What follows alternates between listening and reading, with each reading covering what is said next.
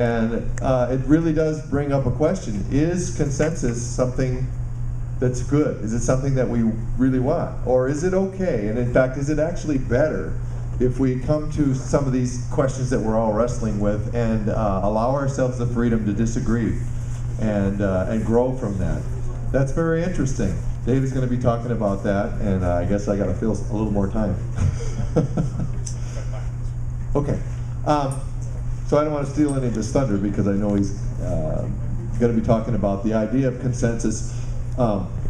We've been talking about consensus versus convergence too, and he'll be talking about that, so I don't want to take any more of your time. Let David Hilster take over. Go ahead. Okay, thank you.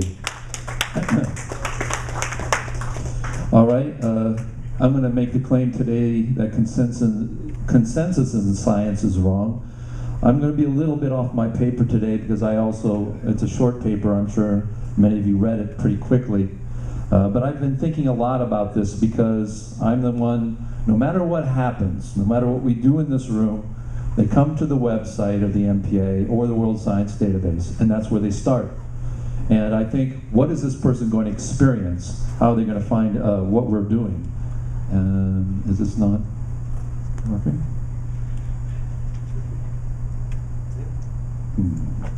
Maybe you can do that because it's.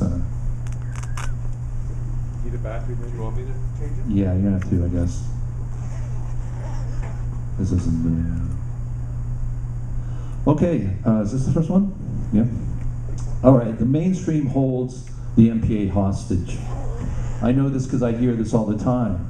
We hear this all the time. The mainstream says we are all in agreement. The NPA has no agreement. The NPA are a bunch of mavericks, each with their own theory. Science is founded on consensus, repeatable experiments. Consensus is the minimal requirement of any scientific community to be relevant. The NPA is irrelevant because it can't agree on anything and because there is no consensus. This is what happens to the mainstream, what the mainstream says to us.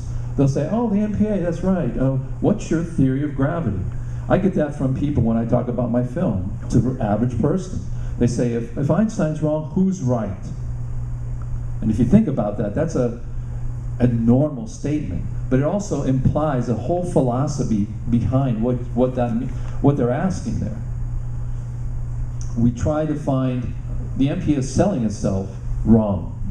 We try to find a consensus. Go to our website. What I try to do is respect what the NPA has put before. I don't just tear down the website from before, put something up there. One of the things written was we try to find consensus. And we have what is in vogue now is convergence. Is this right? Is this okay, all right. It is in vogue. We are missing the point. We're setting ourselves up for failure in the mainstream's eyes and therefore the public's eyes. What we say is we can never come to a consensus. We should never come to a consensus. That's what my premise is here. Let's look at other professions in the world. Computer languages, I always make the analogy, you can make a computer program that runs identical, absolutely identical, much like mechanical cars run almost identical. They do the same thing, but yet they're completely different. They use different computer languages. Human languages, there are better ones and worse ones. We live with those. We're not all speaking English yet. Technology, that's a very good area where the idea of different and trying different things is very important. Engineering, anybody in here think that engineers all agree on the same way they're going to be doing things? No, we end up having to make decisions, but agreement is not there. Marketing, politics, the arts, music, and science. You know, what does this all mean? Variety, I claim, is progress. More than one idea or task or product or language, artwork or engineering plan existing together creates progress. In fact, if you're next to people who agree with you, you're going to go nowhere. You're just going to reinforce your neuron paths in your brain about the things that you like. And yes, neurons in our brain, we know for a fact, I'm in artificial intelligence, we study these things, we know for a fact there's pleasure in going over the same thing. there is pleasure. It gives us a motivation, emotional motivation. Why not in theoretical physics and cosmology that variety is important? I mean, let's face it, if you have a theory here that you think describes everything, your major goal is not to say, oh, what other ideas are out there? And if you think about it, that's why we don't progress. If we are little islands of consensus, we're not going to move.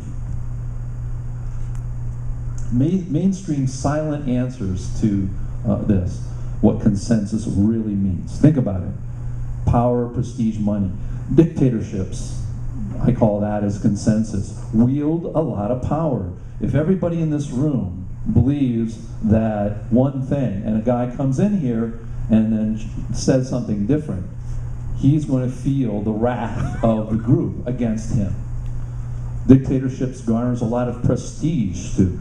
If your group, if you think your group has something right, the more people you have, that's what we humans do. We form groups to get together to try to find agreement, find people like ourselves.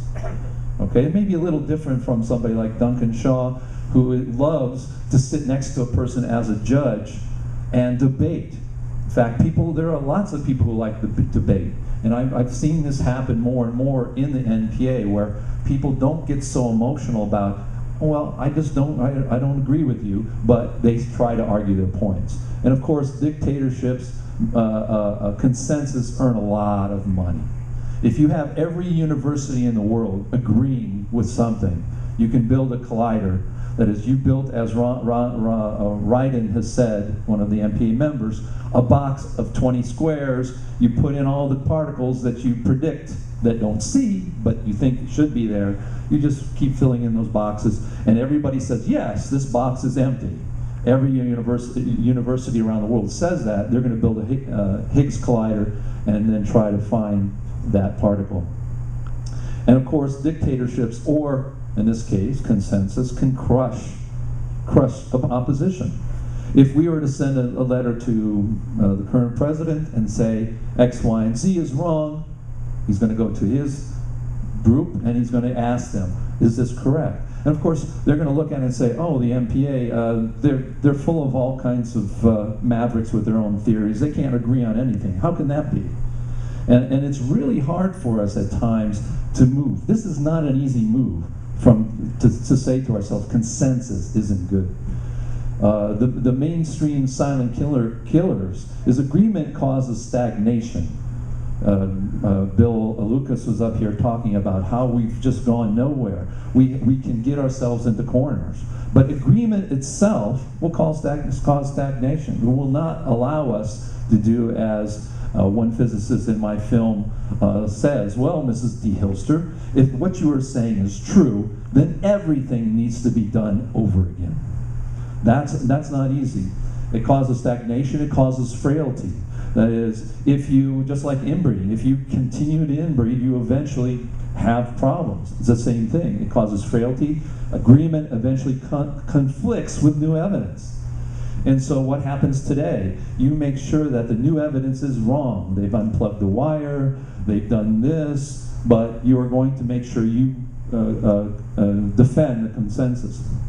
Agreement eventually becomes a religion and not a science, and that we all know. What the NPA does wrong, okay? And because again, I'm on the website. First of all, I'm here. I spend way too much of my time here because I believe in what we're doing. So don't get me wrong. Like anybody else, criticism is make us better. We have on our page from before a minimum consensus, which is to me 2 strikes.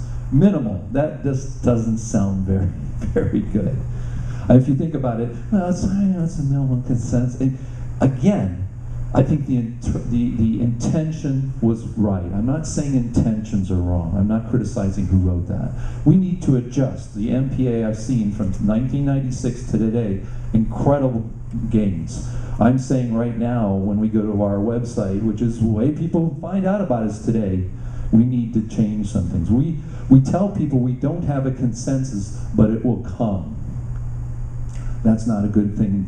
I don't think a good thing to say. We are a bunch of salesmen of our own ideas without listening to our peers. And that's what people say. When you go there, we say there's a consensus, but what do we have? A bunch of papers and a bunch of people and a bunch of ideas, and you don't have anything there to say what's going on or how this even functions. You need to know my theory. Meanwhile, no one knows about your theory. And that's one of the things. We had two Finnish gentlemen in 2008, I think it was. I was out on the balcony in stores with them. I tried to keep people in the organization, tell them, yes, this isn't the way we envision the NPA being all the time. We're trying to make things better. And one of the guy from Finland turned to me and says, the NPA is a bunch of salesmen with no buyers. And that's okay. What the problem is we have to somehow in the NPA go from the reality that people should and have the absolute right, and I say necessity to do these, but we have to sell what science should be differently. Consensus is wrong. We're selling the wrong model. And when we do say consensus will get there, the mainstream is going to pound on us. And then even when we get to a consensus, they're still going to try to crush us just with all the other things we all know about. What can we do to make the NPA better? We can state there can be more than one viable theory, and they can live, work, and thrive side by side. I mean, how many things in engineering where you look at engineering and you say, I can do this in this way. If I look at it in this way, it's going to be beneficial. But if I look at it in this way, it'll be beneficial in a different way. We need to say that. What we need to do is turn this on its head. We have to stop saying consensus is what we're trying to look at. And therefore, we also box ourselves into the problem of, if consensus is important, how can we as an organization relish in all the different ideas? We have a logical problem there. Different theories have different strengths. Use X theory here, use X, Y here. Variety forces competition and the survival of the fittest. This is where people here inside call this convergence. That is, if an idea is good, and if you've heard it long enough, and other people are using, you start to think, wow, maybe there is some merit to it. You think about yourself, and as we say, convergence happens. Those theoreticians who adapt, change, throw out, start over, combine, will win. I say this all the time. I see people with amazing ideas, and then they try something outside a little bit what they do, and so they're for this. I'll give you a simple example. Special relativity is wrong, but its child, Prince Charles, exists, but his mother doesn't. So you say special relativity is wrong, but its child, which is the only reason it exists, is right. And the idea here is that you try to hold on to your stuff, to your theories, your ideas. And meanwhile, the guy next to you is reading everything you're doing, modifying it, and making it better. So if we don't have these types of attitudes, and we don't let people know that we do, we're going to be in trouble. So you can see what that's about. What we can show the public. Variety is the best in theoretical physics and cosmology. That's really hard.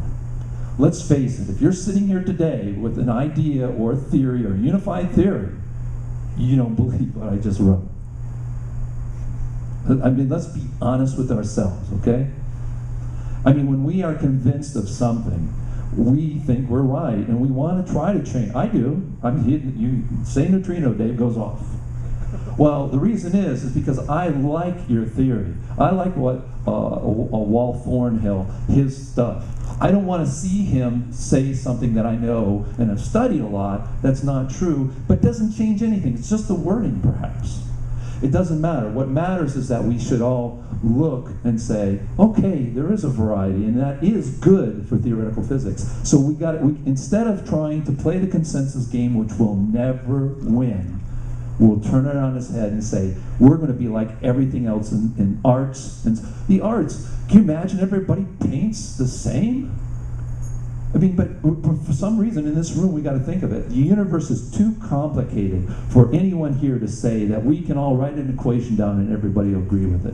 We have to have an engineering attitude and say, these things are feeble attempts, and our feebleness, we're going to try to work together and get better.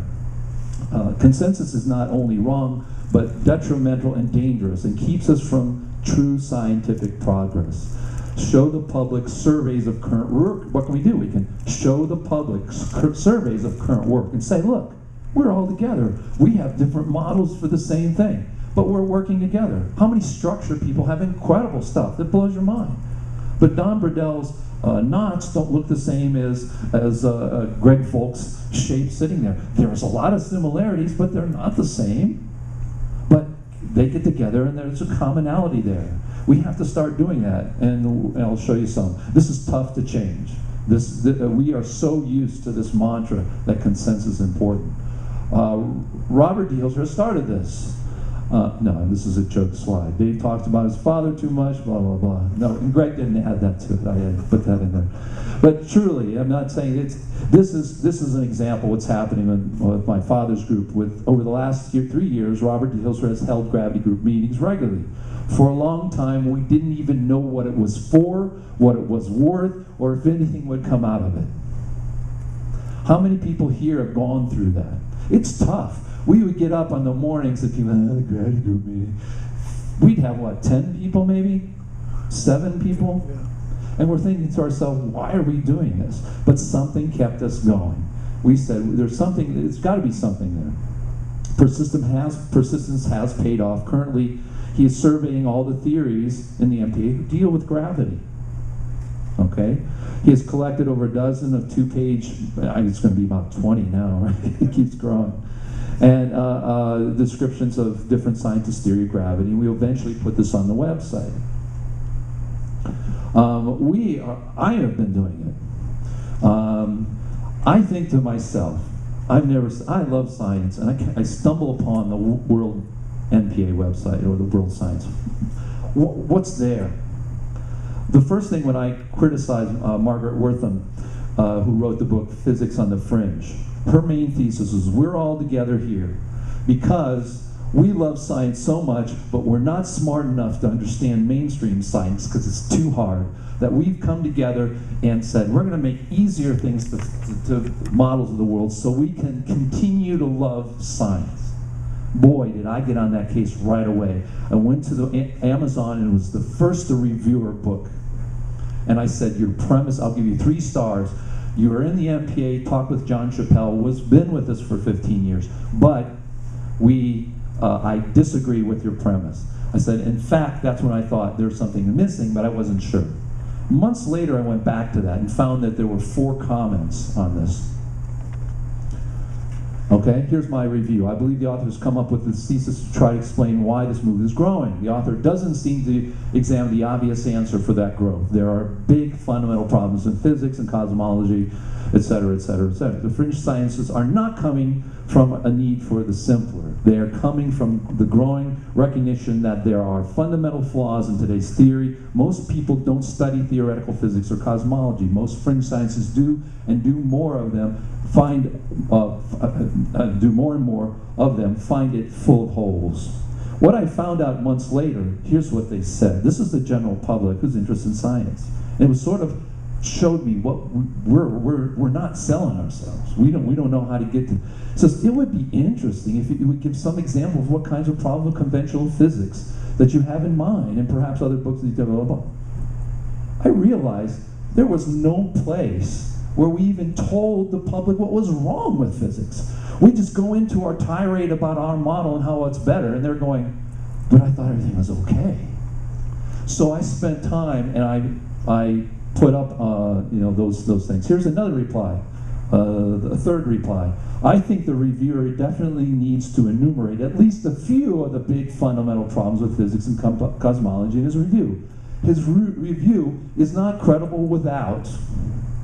What this guy is saying is he'll go to the website that we have incredible work there, and we'll throw it away immediately because he doesn't even know what's wrong in the first place. So I went and I put up on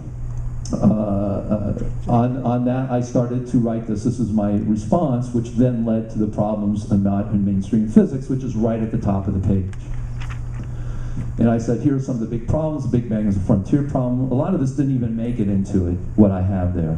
But I did go finally to that, and I said, I'm going to get permission from, and I said, no, I'm going to put this up there. Because by the time I try to discuss this and everything, it'll be too late.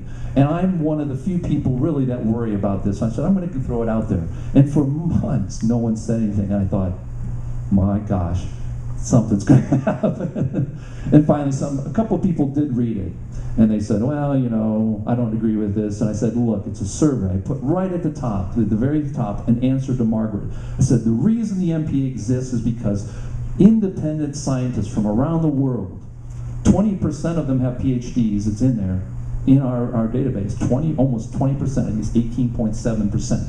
I know because I took everyone and I have a database, so I can do statistics very accurately.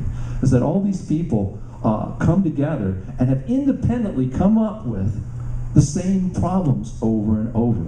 And that's why we exist, because we actually understand the mainstream better than the mainstream itself.